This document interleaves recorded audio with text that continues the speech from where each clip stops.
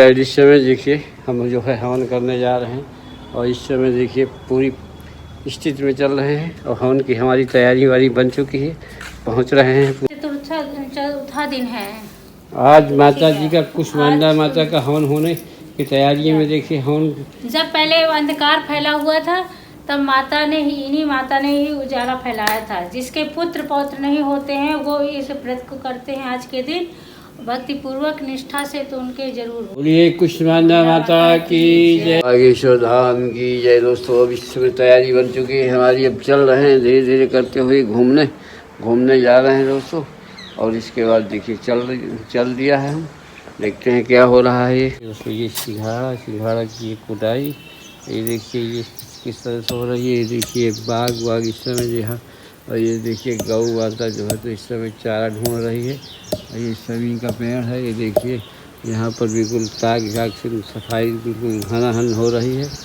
अब धीरे धीरे करते हुए हम निकल रहे हैं भोलेनाथ का आशीर्वाद लेते हुए। इस समय गौ माता हमारा पूरा चारा वारा खा के कम्प्लीट हो चुकी हैं। और इसके बाद ये देखिए कौआ भाई बिल्कुल घूम रहे हैं और भोलेनाथ का आशीर्वाद लेते हैं। और दोस्तों इसके बाद चल रहे हैं धीरे धीरे करते हुए दुकान की तरफ।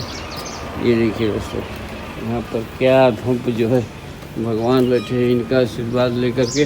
और दोस्तों चलते हैं अब, भगवान का आशीर्वाद। जय भोलेनाथ की कृपा जिस पर हो जाती है सूनी धरती हरियाती है। दोस्तों गोपाल जी का भी आशीर्वाद लेते हैं चलते हुए। इस समय दोस्तों देखिए गोपाल जी के प्रांगण में पहुंच चुके हैं। और ये देखिए एक गोपाल जी का मंदिर है, यहाँ पर इनका आशीर्वाद लेते रहते हैं। और बड़ा भव्य मंदिर है, इनमें मूर्त बिल्कुल इतनी अच्छी है कुछ कहने को नहीं। क्या करें दोस्तों, जब कैमरे के पास में आ जाते हैं तो बोलना बहुत कुछ चाहते हैं, लेकिन दोस्तों बोल नहीं पाते हैं। इसलिए दोस्तों हम अब आपसे क्या कहें। देखिए बोलो गोपाल जी की जय बोलते हुए रोड में आज जा रहे हैं। रोड ये देखिए रोड आ चुका है और रोड से जाते हुए देखिए यहाँ पर कितने ठेला चलते ही रहते हैं, उनका इंतज़ार करिए। तो देखिए निकल गए सब तक निकल गए। निकलने के बाद में अब धीरे धीरे करते हुए हम निकल रहे हैं। और ट्रक तो बिल्कुल निकलने का इस तरह निकल रहे हैं, धड़ाधड़ निकलते चले जा रहे हैं आगे पीछे से। दोस्तों इस समय देखिए ठेला लाते रहते हैं। इस समय देखिए टंकी जो है इस समय बिल्कुल इस समय पानी की व्यवस्थाएँ यहाँ हो चुकी हैं। और यहाँ पर देखिए सारी व्यवस्थाएँ, यहाँ गौशाला में गाय देखिए दोस्तों सब टकाटक व्यवस्थाएँ हैं यहाँ पर। यह अच्छा लगता है यहाँ, और यहाँ अच्छा भी लगने लगा। देखिए यह बढ़िया बन गई है।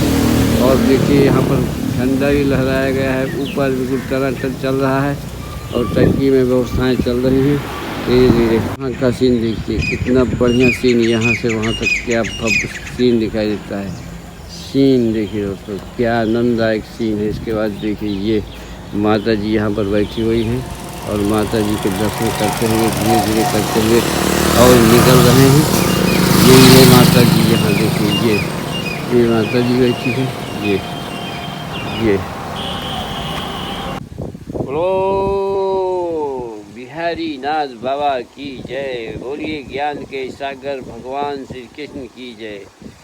भगवान अर्जुन से कहते हैं कि जो अनन्य प्रेमी भक्तजन पूर्वोक्त प्रकार से निरंतर आपके भजन ध्यान में लगे रह करके आप सगुण परमेश्वर को और दूसरे जो केवल अविनाशी सच्चिदानंद धन निराकार ब्रह्मा को ही अतिश्रेष्ठ भाव से भजते हैं, उन दोनों प्रकार के उपासकों में अति श्रेष्ठ उत्तम योग वेत्ता कौन है। भगवान से पूछते हैं अर्जुन जी। भगवान बोले जो निरंतर मुझ पर ध्यान मग्न होकर ध्यान लगाते हैं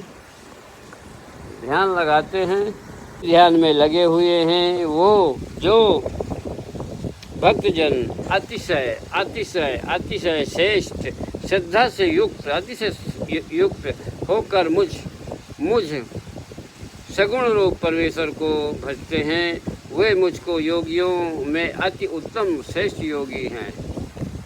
जो पुरुष इंद्रियों को भली भांति अपने बस में करके मन बुद्धि से सर्वव्यापी अखतनीय स्वरूप और सदा एक रस रहने वाले नित्य अटल निराकार अविनाशी सच्चिदानंद ब्रह्मा को निरंतर एक ही भाव से ध्यान में रखते हुए भजते हैं। वही संपूर्ण भूतों के हितों में रत और सब में समान भाव वाले योगी मुझको ही प्राप्त होते हैं। बोलो नारायण भगवान की जय। सच्चिदानंद निराकार ब्रह्मा के यह सक्त चित्त वाले पुरुषों में साधन में परिश्रम विशेष है, क्योंकि देह अभिमानियों के द्वारा अव्यक्त विषयक गति दुख पूर्वक प्राप्त की जाती है।